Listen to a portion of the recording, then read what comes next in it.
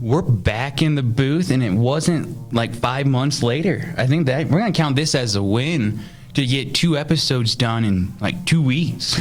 Yeah, getting back into the swing of things, it feels good. I'm glad we didn't wait another 5 months. No, because we're in this topic, and now that we're going with it, I'm really looking forward to it. The Trojan War, especially the movie Troy, because you know how movies are so historically accurate, right?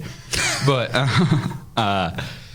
the movie Troy is like one of my favorites, so I'm really just the actual history legend part of it, not the Hollywood movie part of it, really diving into really getting happy with it.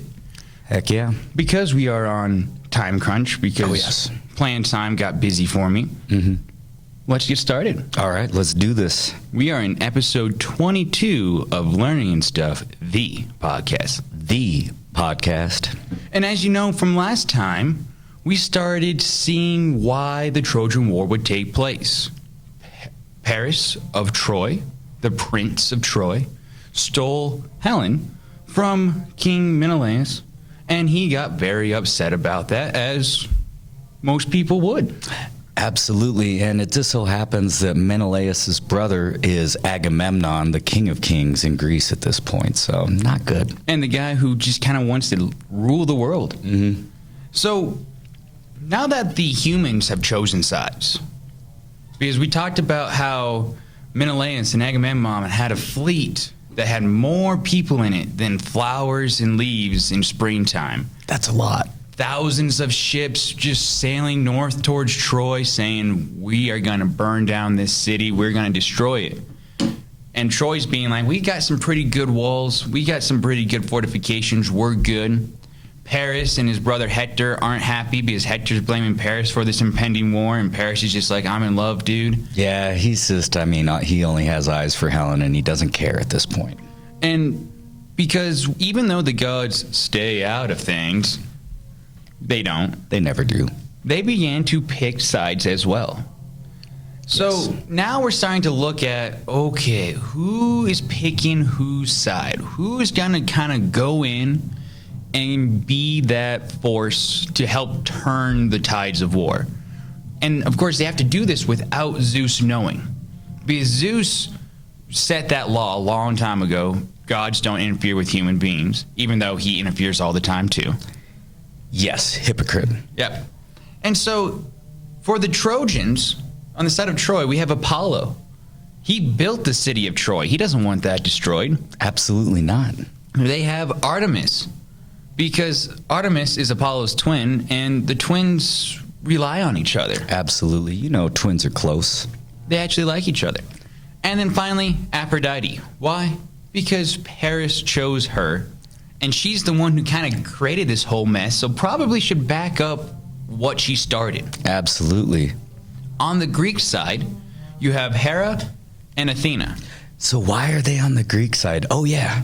They absolutely hate Paris. Yeah. It's just one of those where there was no way they weren't going to be on this side. And there's even some gods, well, there's hundreds of gods in Greek mythology, but the main ones, Poseidon and Ares, are kind of in that back and forth mode. They both are like, something has to happen. But they're also, we're not going to pick a side. They don't really have allegiance to either one. They don't really have that main idea yet. So they're just kind of sitting, watching, helping both sides.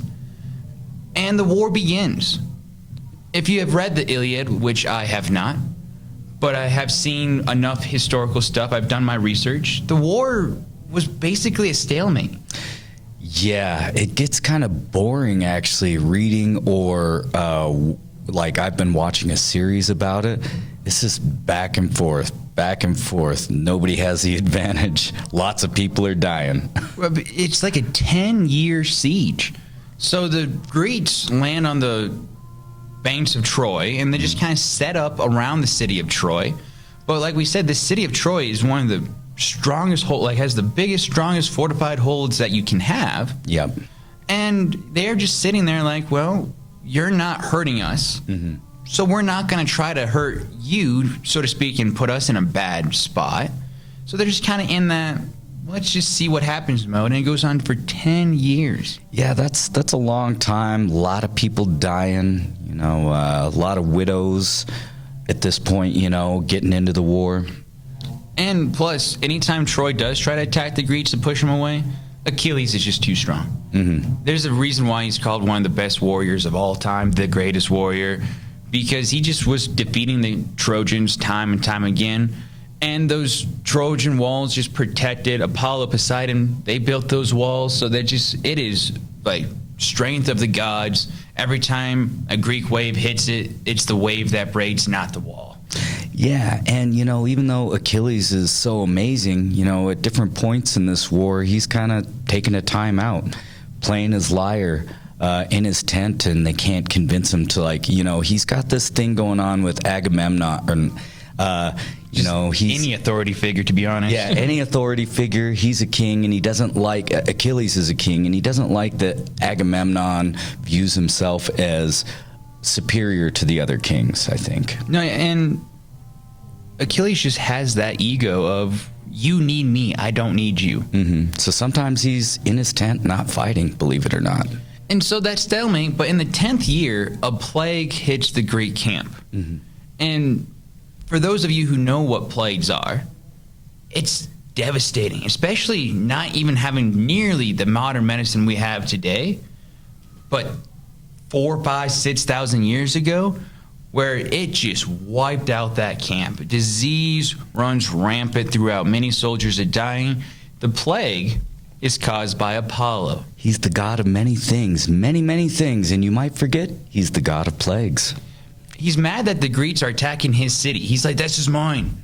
I always think about Pirates of the Caribbean where Jack Sparrow yells, stop blowing holes in my ship, because they're in the Black Pearl's in a ship battle. And just like, I can see Apollo just like, stop hurting my city. I spent too many times.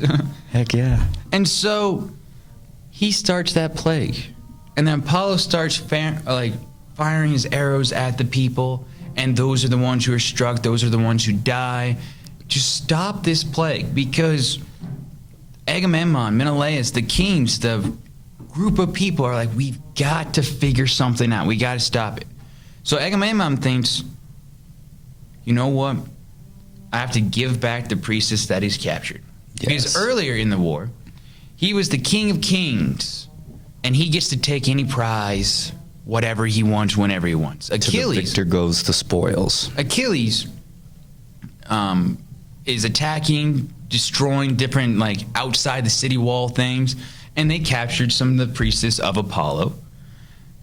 And the king is like, I need a war prize. Achilles, you have something I want. Well, that's not good. Yeah. You're taking something from a very egotistical person who already doesn't like you. Mm-hmm. So Agamemnon takes Achilles' priestess that he won fair and square. If we want to say it that way, for lack of better terms. Yeah, sorry.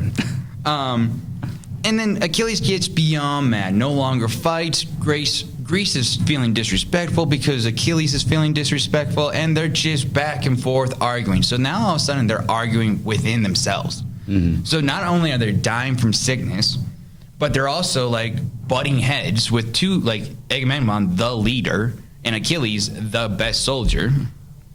And so Achilles is ready to fight Agamemnon right then and there. He draws his sword and is like, bring it. You're not taking my stuff. This is mine. I got it. She belongs to me. Just kind of those old school mentality thoughts. But Athena steps in and stops him. Athena is like, you know what? We need to calm it. Cool it down. With Athena's interference, Achilles is no longer out for blood and agrees to give up the girl, but says he'll no longer fight. Now, if you remember, Athena's on the side of Troy. So why is she helping out the Greeks? Or more importantly, Achilles, in the sense that he's not going to fight Agamemnon. Interesting. I thought Athena was on the side of the Greeks, and Aphrodite was on the side of the Trojans. Oh, sorry. You're right. Never mind. Flip that. So Athena's the goddess of war. And wisdom. So you're asking why she would convince Achilles to not kill Agamemnon? Because I misspoke. Okay. that question no longer really holds true, because I was thinking if she's on the side of Troy, she would step in and help Achilles, and because he said, I'm not fighting anymore. He put down his sword. I'm done. I quit. And so if you're on the side of Troy, you want the best soldier, the one who's just defeating you constantly, to say that. Yeah, exactly. So that would have made Aphrodite happy if Achilles stops fighting. But Athena steps in, and she probably stepped in to try to stop the infighting. Be like, okay, got, like, cooler heads need to prevail. And so Achilles is like, I'm done. Throughout this whole time, though, Achilles' mother's watching very closely. Thetis is a very powerful nymph, like we said last time, and she goes to Zeus because she is a mother and she wants her son to survive. And she knows Zeus already. And she begs him for help. She wants protection for her son. She doesn't want him to die. And she also wants the Greeks to give Achilles the respect he deserves. She's arguing for his, like, rights. And I think Zeus is going to be persuaded. I feel like Zeus does have a soft spot, and I think his soft spot is women, some of the women in his life. Well, he's always had a crush on Thetis, and so he secretly agrees to help. Secretly? Oh, great. So he's doing exactly like everyone else. If we just secretly make alliances, nothing's bad's going to happen, isn't? History says World War I happened that way, so... But... Zeus agrees, and now he's going to take his side in the war for the first time. And he brings out those scales of fate. Now, you got those two scales. He's labeling out the scales of the fates. Here's Troy, here's Greece, and he's trying to decide where is the balance going to shift. I like to analogize it to sports. Where's the momentum going to go? And he gives it to the Greeks. Wait, no, sorry. I read that wrong. He changes the tide of war into the favor of Troy. Now, and this is at Thetis' request. Thetis has come to help and said, we need help. The Greeks, my son needs help. And Zeus tilts the fates towards Troy, as in it's favorable to them. Is that so to make the Greeks give up? Could be. I don't know. I'm a little confused now. But the gods do confusing things. So if you think about it, Achilles is done. He's no longer fighting. Oh, yeah. He's retreated to his tent at this point. He's upset. He's not out for blood, but he's like, I'm not fighting for Agamemnon. No, I'm not fighting at all. Period. Done. And so with Achilles out and the fates in favor of Troy, Greece is going to lose. Like, it is written in the... It's written by the gods, basically, that the Greeks were going to lose this war. And if they're losing without Achilles, what is Agamemnon, the guy who does not like losing, the guy who does not want to lose, what is he going to do? Losing without Achilles. Oh, he's going to give back Achilles' priestess. Yeah. The reason why Achilles is, like, supremely upset He's going to get Achilles back. Interesting. And if he's going to Achilles, he's going to start giving him the respect he deserves. He's going to start giving him the weapons, the tributes that he wants. And so that night, after a while of Greece just losing, Zeus goes to Agamemnon in a dream and shows that he will conquer Troy. Troy will be his. He reveals this dream to Agamemnon, this glorious dream of victory over Troy, right? Yeah. The city will fall. And the next day, Agamemnon's like, I got this. I'm going. I had the dream. He hadn't given Achilles. Achilles is still out yet. Yeah. They haven't made amends yet. And so Agamemnon's like, we got this. I had a dream. Zeus came to me. We got this. The Greek army's all geared up, ready to go. They got Zeus on their side. Yeah, they think they got the gods on their side. They're ready to go.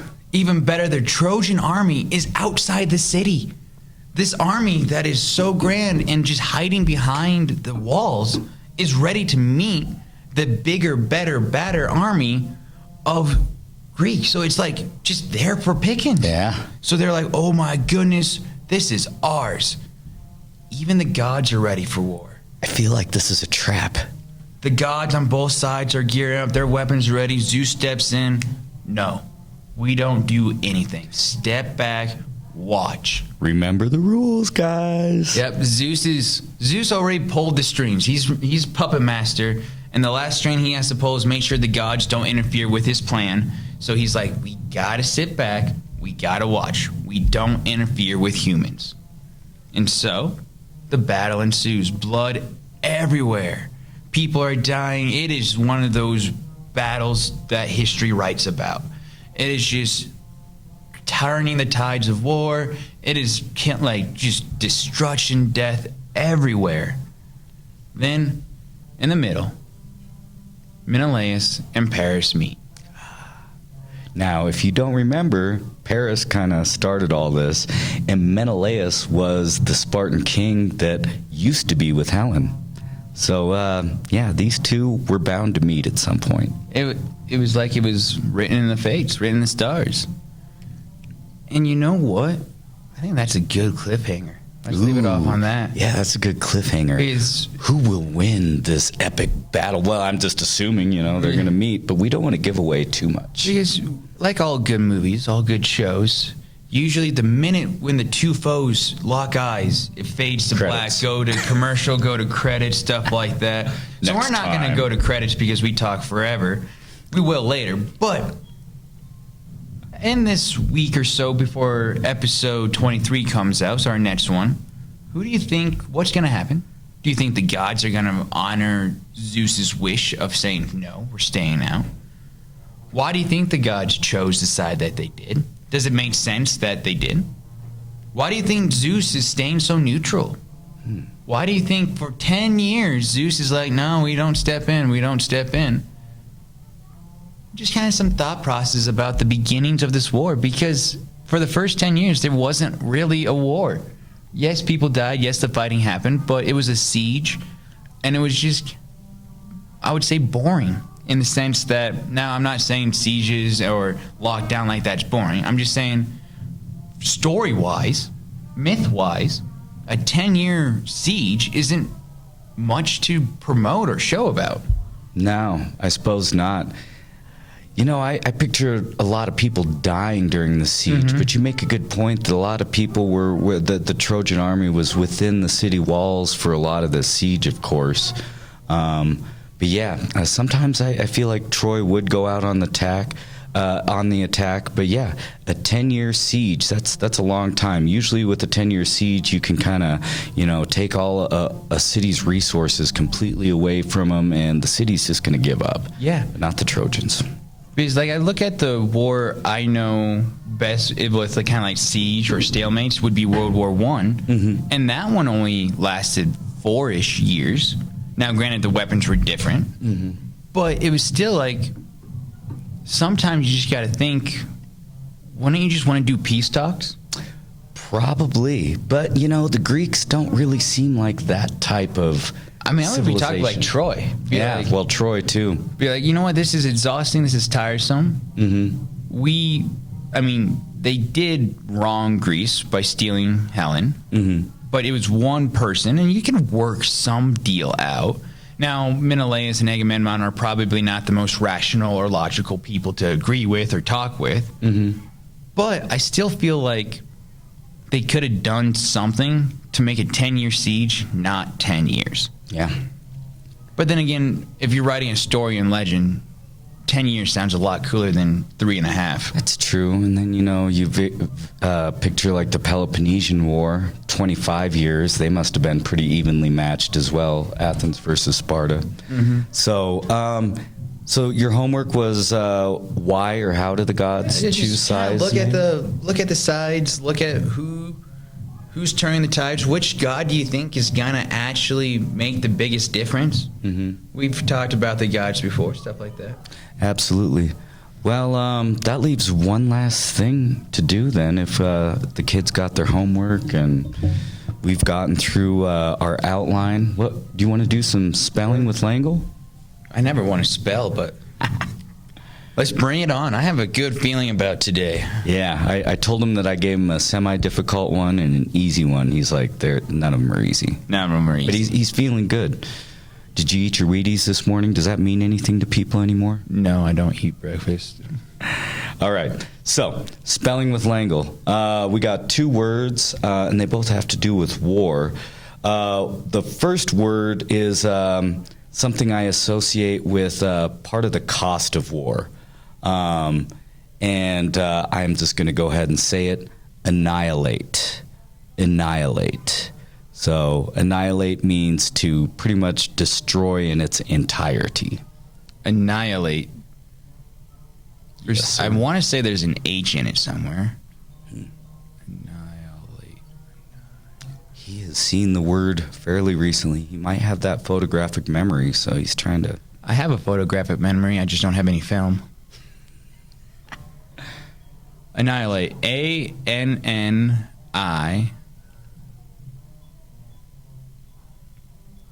H-A-L-A-T-E, annihilate. Wow, that is impressive. Only 1 letter off. So after the H is an I instead of an A. Instead of H-A-L-A-T-E, it's H-I-L-A-T-E. So it's annihilate. Annihilate. So he was right about the H. He just put the wrong letter after the H. So only 1 L? Yes. I-N-N-I-H-I-L-A-T-E. Annihilate. That's pretty close. That's one that I'd have a hard time. Like every time I spell it out, I think there's an H in here. Well, because the English language hates me, they just throw random letters in at random places. And I knew annihilate was one of those. I had that feeling. And I don't know why I went to H. My name has an H in it. I know. It's like my first name. You ready for the second? Hey. Yep. Let's go with this is another costly aspect of war is when it drags out and it lasts a long time. Sometimes we call this attrition warfare or a battle of attrition. And what that means is it's a type of war where it's kind of a stalemate. You're just trying to slowly take away people and take away materiel and what they used to fight over time. So it's kind of like the long battle. And you can win a battle of attrition if you stick with it. It just takes a long time. So the word is attrition. This is one of those where I feel like how you spell it really help, or how you hear it is going to help how you spell it. But every single person is going to say that word differently.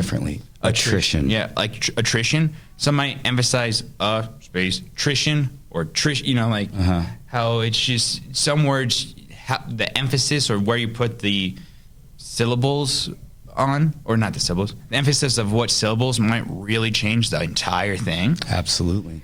And it's just one of those where at first I wasn't sure what word you were asking me to spell.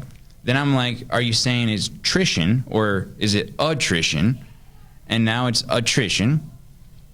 And I know nutrition fairly well, but attrition, using a very logical step, but English language is not logical at all. It doesn't even follow its own rules. Probably starts with a P. Knowing my luck. My thought process is how I'm going to spell it. I just need to know the connecting between the A and trition. Is there an extra T there or not? And I don't think so. So I'm going to do attrition as A-T-R-I-T-I-O-N. Attrition. Logic almost always wins, and his deduction processes, Langle almost had it. There is that extra T. There is A-T, and then trition, like you're saying. He almost had it. He wondered if there is that extra T. There is. There's that extra T. At trition. At trition. And see, if someone emphasized the at part more, because some people would. Probably. At trition. You would, because it's still the same word. You still understand what they're saying. Mm-hmm. If I would have said it like that, he would have spelled it correctly. But I've never said it like that. No, and I don't think people really would. But someone might out there. Looking at the time there, Hoyt. Oh, my goodness. Where does the time go? Hearing the noise around us in the hallway, it says we're about ready to get back to our day job. Oh, yeah. We got some teaching to do. So with that, we'll see you next time. Adios.